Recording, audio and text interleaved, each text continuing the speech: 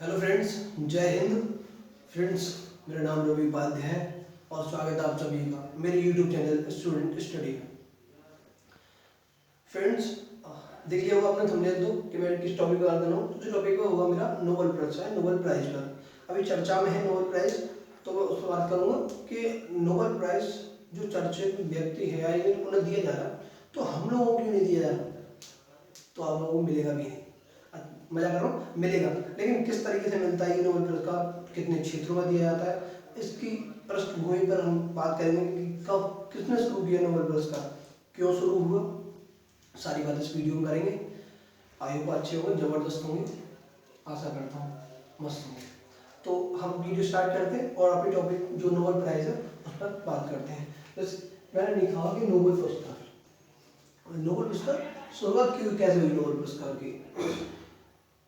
आप चेक करेंगे, आप सर्च करेंगे कि अभी जो व्यक्ति को चुना गया है वो कौन व्यक्ति है नोबेल पुरस्कार के लिए। मैं वो नहीं बताऊंगा कि कौन व्यक्ति है जो नोबेल पुरस्कार के लिए अभी चयनित किया उन्हें मिलेगा, वो आप सर्च करेंगे। मैं बताऊंगा नोबेल पुरस्कार स्टार्ट कैसे हुआ, नोबेल पुरस्कार की पृष्ठभूमि क्या है, किसने चालू किया नोबेल पुरस्कार, क्या है नोबेल प्राइज, मैं सारी बात बताऊंगा। जैसे जो नोबेल पुरस्कार हुआ वो sir Alfred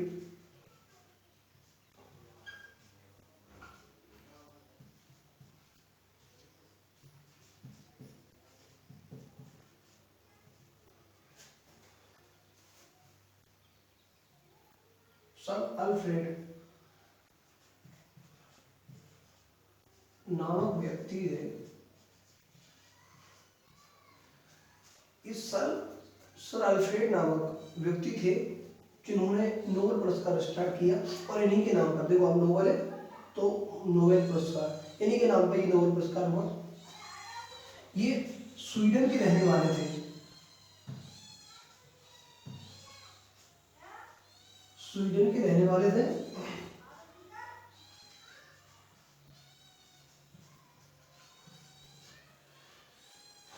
sir Alfred Nobel ये स्वीडन के रहने वाले थे और इन्होंने 18 साल की उम्र में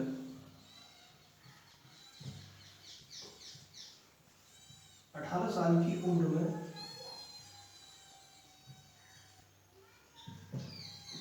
विज्ञान का भी आविष्कार किया।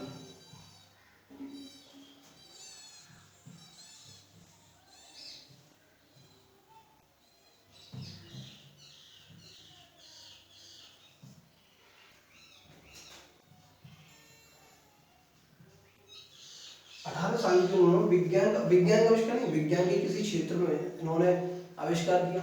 और इन्होंने 18 साल की उम्र होगी, हमारे 18 साल में सोकर कहते हैं कि ना एक छोटा है, अच्छा अभी कहाँ, तो इन्होंने 18 साल की उम्र में ये एक विज्ञान के क्षेत्र में आविष्कार किया।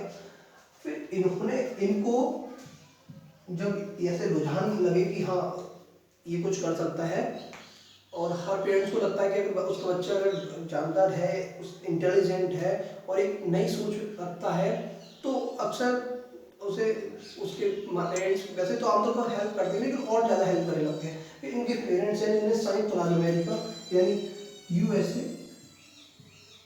पढ़ने के लिए भेज दिया। अब इन्हें पढ़ने को भेज दिया तो इन्होंने लगभग अपनी 384 आविष्कार किए।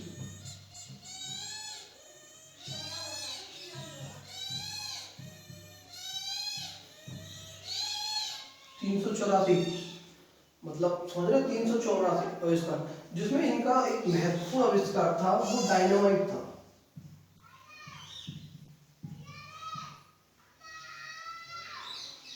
डायनामाइट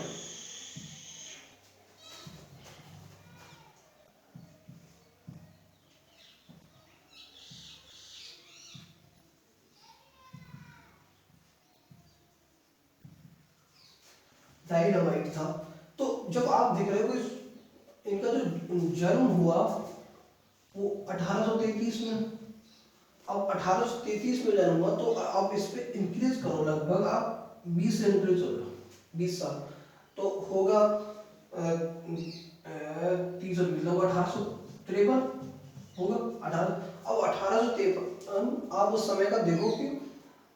1853 इंफ्रास्ट्रक्चर डेवलपमेंट के लिए यूरोप की कंपनियां कितनी, यूरोप जो था कितना ध्यान दे रहे थे इंफ्रास्ट्रक्चर पर, तो इन्होंने इंफ्रास्ट्रक्चर पर बहुत काम किया। सर जो नोबेल थे तब इन्होंने बहुत आविष्कार किए और डायनामाइट का आविष्कार किया, तो इन्होंने खूब कमाई की।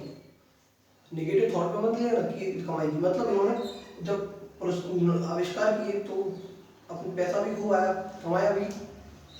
फिर जब इन्होंने अपनी पढ़ाई पूरी करने के बाद अपने पिताजी की फैक्ट्री में,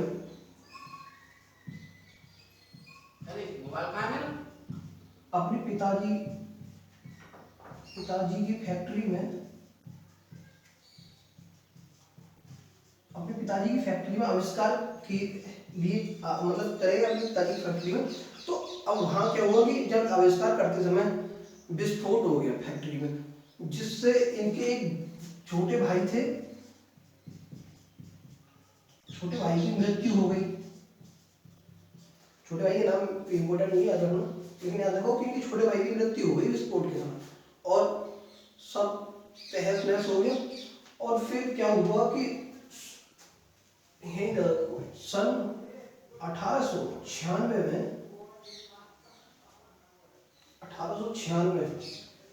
1893 दिल का दौरा पड़ने से,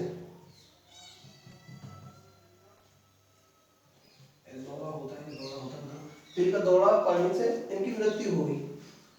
अब इनकी मृत्यु होने के बाद, वैसे दिल का दौरा हुआ, अब सॉरी, दिल का दौरा पड़ने से उससे पहले जब यहाँ विस्फोट हुआ तो न्यूज़पेपर में इतने नेगेटिव न्यूज छापी कि इन्हें कहा जाने लगा कि मौत का सौदागर। लिखने का ध्यान ना दे, सिर्फ मैं बोल रहा हूँ तो वहाँ सुने कि हाँ क्या चीज़ें क्या, ठीक है। तो इन्हें जब मौत का सौदागर कहे या विस्फोट के बाद, मौत का सौदागर,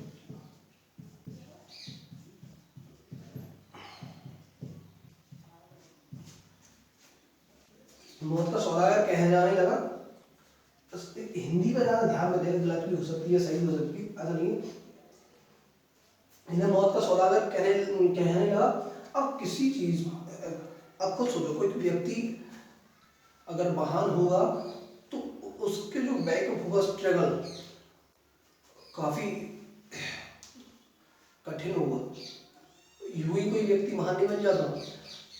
किसी का एग्जाम्पल लेके देखो आप तो खुद समझ में आएगा, और उसकी बायोग्राफी पढ़ोगे तो एक तरफ बायोग्राफी, एक तरफ उसकी सफलता, कहोगे कि हाँ जो बायोग्राफी है इसकी स्ट्रगल है, उसका जो परिणाम हुआ तो ऐसा ही होना चाहिए था, ना कि इससे नीचे और इससे ऊपर होना चाहिए। तो जब इन्होंने आविष्कार किए, आविष्कार मामूली बात नहीं है, 384 आविष्कार किए, एक आविष्कार में हवा खराब हो जाती है व्यक्ति की, लेकिन 384 आविष्कार किए। और जब 384 आविष्कार करने के बाद किसी व्यक्ति पर यह दोष लगता है कि ये मौत का सौदागर है, डायनामाइट जैसे इंफ्रास्ट्रक्चर पे इतना काम किया, विज्ञान में इतना काम किया, और फिर इन्हें कह रहे हैं कि मौत का सौदागर, कौन बर्दाश्त करेगा? कौन ऐसा सोचेगा कि हाँ यार मेरे इतना गलत ही सोच रहा है, मैंने मुझे मौत का सौदागर कहना। इन्होंने क्या किया कि जो अपना दिमाग देखे व्यक्ति का किस तरीके से रहा कि जब इन्होंने मौत का सौदागर कहना नहीं लगा न्यूज़पेपर में, पूरे समाज कहने लगा, तो इन्होंने क्या किया, जो फंडिंग हुई यानी जो कमाई हुई उसमें इन्होंने फंडिंग करना शुरू किया। फंडिंग मतलब लिखो अब याद हो, फंडिंग करना, पैसा जो है ब्याज के तौर पर दे देते, तो इन्होंने ब्याज के तौर पर पैसा दी थी। और ब्याज के तौर पर पैसा देने के बाद इन्होंने कहा कि जो मैं रहूं या ना रहूं, तो जब 1893 में इनकी दिल के दौरे में मृत्यु हो गई, तो जिन लोगों को इन्होंने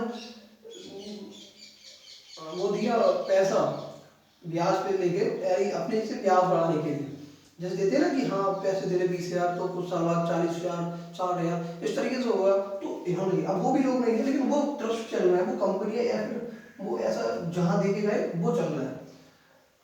तो जब इन्होंने दिया तो इन्होंने कहा कि जो भी व्यक्ति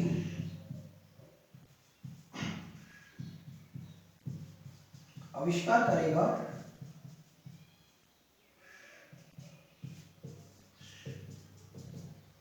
उसे प्राइज के रूप में दिया जाएगा। ठीक है,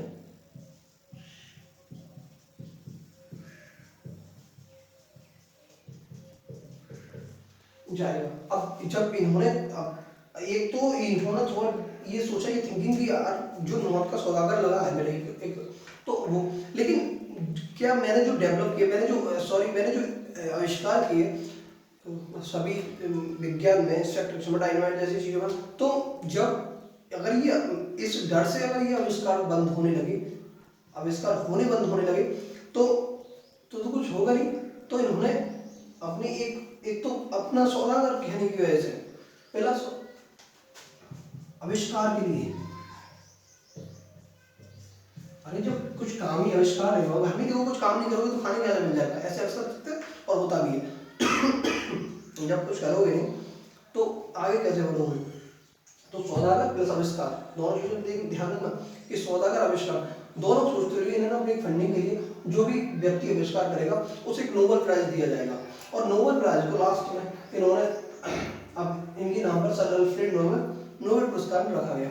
अब ये नोबेल पहले 5 फील्डों में दिया जाता था, 5, लेकिन अब 1 प्लस करते हैं इनके सेहन बराबर 6 फील्डों में ये नोबेल पुरस्कार दिया जाता है। साहित्य में हो, विज्ञान में हो, इस तरीके से शांति में हो, पीस ऑफ नोबेल, तो ये 6 क्षेत्र में लगभग दिया जाता है। अब आपको जो यहाँ मतलब देखना है कि जो नोबेल पुरस्कार है 2023 के लिए, तो 2023 में किन लोगों को नोबेल पुरस्कार दिया गया, जो भी 1 है 2 है 3 है, आपको सर्च करना है कि कौन है, ताकि आप सोचें कि हाँ, और जो मैंने पढ़ा है शायद उससे ज़्यादा आपको मिले पढ़ने के लिए।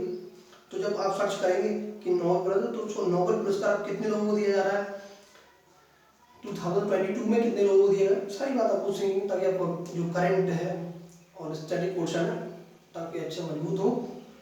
और बाकी आपको मैंने ये बताया, एंड आपको जो वर्क है वो होमवर्क मानो कि जो देखेंगे 2003 में, 2023 में और 2022 में किन किन लोगों को, तो ये नोबेल पुरस्कार का इतना ही जो है कि सर अल्फ्रेड किस तरीके से 384 पास किए और विस्फोट होने से मौत का सौदागर गया। फिर उन्होंने 2 चीजें देखा था, सौदागर प्लस आविष्कार, क्योंकि आविष्कार अगर नहीं होगा तो कैसे होगा, करोगे नहीं तो आगे कैसे बढ़ोगे, यही हुआ। तो उन्होंने अपनी फंडिंग के हिसाब से दिया और फिर उसका आगे डेवलप होता गया। और नोबेल पुरस्कार के रूप में जो लोग विजेता होते हैं, जो भी इन क्षेत्रों में 6 क्षेत्र हैं तो उनमें काम करते हैं और फिर उन्हीं से नोबेल पुरस्कार दिया जाता है। तो आई होप आपकी समझ में आई होगी। अब जो कल का टॉपिक आपको बता दूं कि कल का जो टॉपिक होगा उस पर बात करूंगा,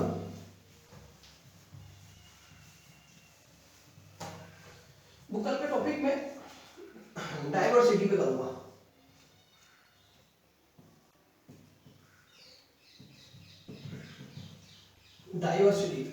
डाइवर्सिटी अक्सर लोग टॉपिक बनता है एग्जाम में कि डाइवर्सिटी क्या है, विविधता कहते हैं हिंदी में। डाइवर्सिटी किस तरीके से, वो मैं सारी बताऊंगा कि पॉजिटिव थॉट में चलती है, नेगेटिव थॉट में चलती है, ये सारी बताता हूँ। तो आई होप आपकी समझ में आया होगा नोबेल पुरस्कार। मिलते हैं नेक्स्ट वीडियो में। जय हिंद, जय भारत।